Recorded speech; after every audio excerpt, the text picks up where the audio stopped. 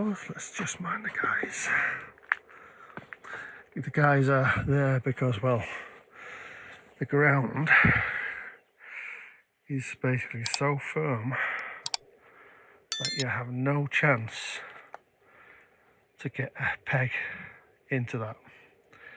So effectively I've guided it to the poles just to make sure nothing is going anywhere.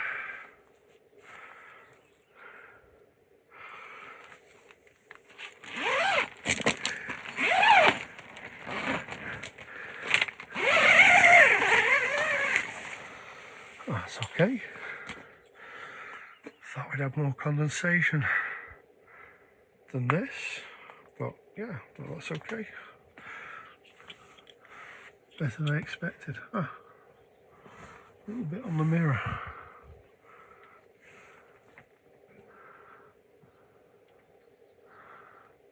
Yeah, just a touch.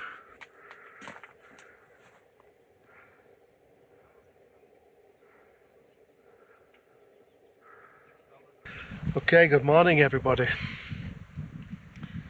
Thought I'd come up and do my vlog up here in the middle of Pradines and away from the observing hill. To be honest with you, it's for me because I don't mind talking to the camera, but it feels a little bit awkward when other people are around, so I thought I'd come out here, a bit private on this beautiful day. So day one is over, and what a fantastic day it was.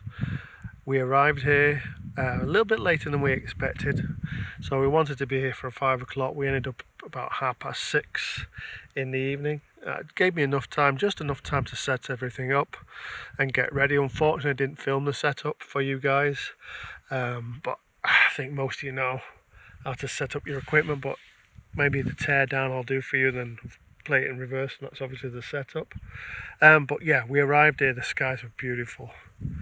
Clear, black, shining, beautiful stars. It was amazing. You know, you arrive here after a long journey, which we split into two, and you realise why you're here, for the access to the sky. And it's a shame, it's a pity as human beings that we've lost that connection with the sky, especially when living in our busy lives in the cities where we've got lots of light pollution, and you struggle to see the Milky Way. The Milky Way here is so prominent, stands out right across the horizon, from Sagittarius all the way through Cygnus, all the way through Cassiopeia. It's beautiful.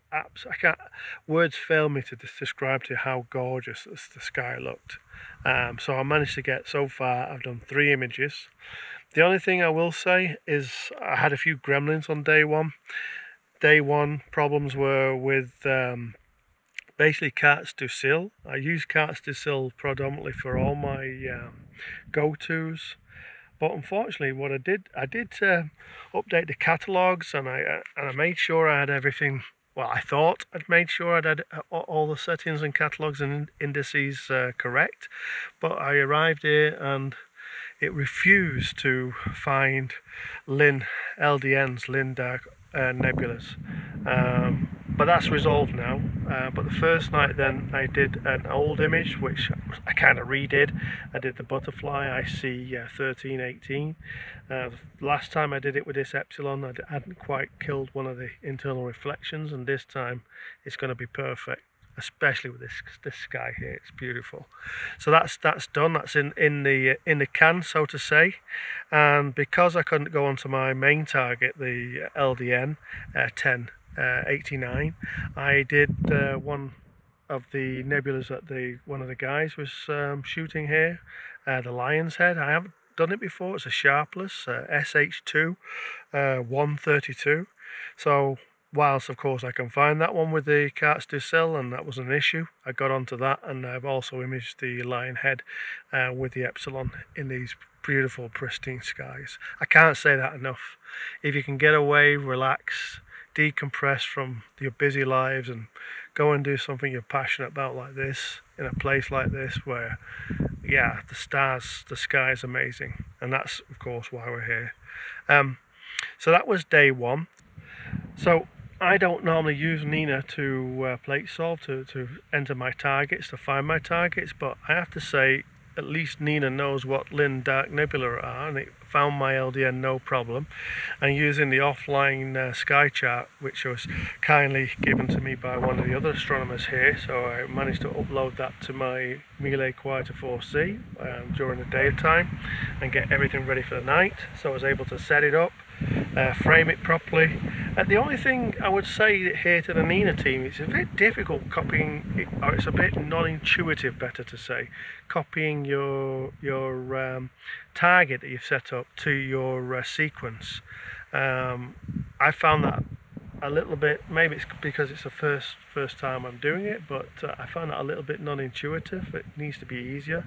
But what was explained to me is if I have my sequence, the sequence I want to run for the one-shot color already set up with all the meridian flip stuff, etc., then do the framing, and then then I should be able to update or overwrite my sequence. And I think finally that happened, but it created a new sequence using the existing one that was there, which was, like I say, a bit non-intuitive. But I finally managed to work out what it was doing, and I got that running. So I got onto my primary target on the second night, LDN 1089.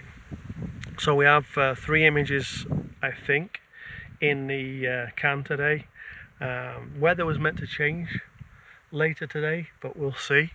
If I get another clear night, or even a half clear night, I'll be overjoyed with this trip. It's been great. 2 clear nights on the run. I mean, no complaints here. If I get another couple, the weekend's meant to change, become a little bit rainy, so perhaps there won't be a lot happening. Maybe some day trips out in France around the area, and then after Monday next week it gets better again. So I'll keep you all posted, and I'll update these vlogs, and hopefully, well, you'll see these of course when I return back home and upload them on my YouTube channel. So yeah, it's going great. I'm loving it. The sky is fantastic. I don't know how many times I've told you that, but yes, if you can get yourself to a dark site and enjoy the night sky, do it, because it's worth the effort. If you're sat there on the couch wondering if you should make the effort, you should definitely make the effort. Go do it now. So with that, I hope I've inspired you to go out to your local dark site and do some imaging. I'll see you in maybe a day or two. Bye for now. Sorry about the glare here on the tablet. The only way I could film the imaging sequence taking place was with my mobile phone while I was out on the observing hill, and of course it wanted to use the light. Sky's the limit, can't you see? Leave the world unspoken, time to set yourself free.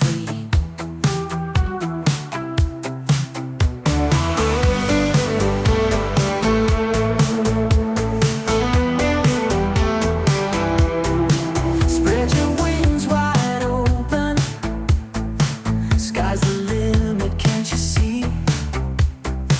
Leave the world unspoken, time to set yourself free.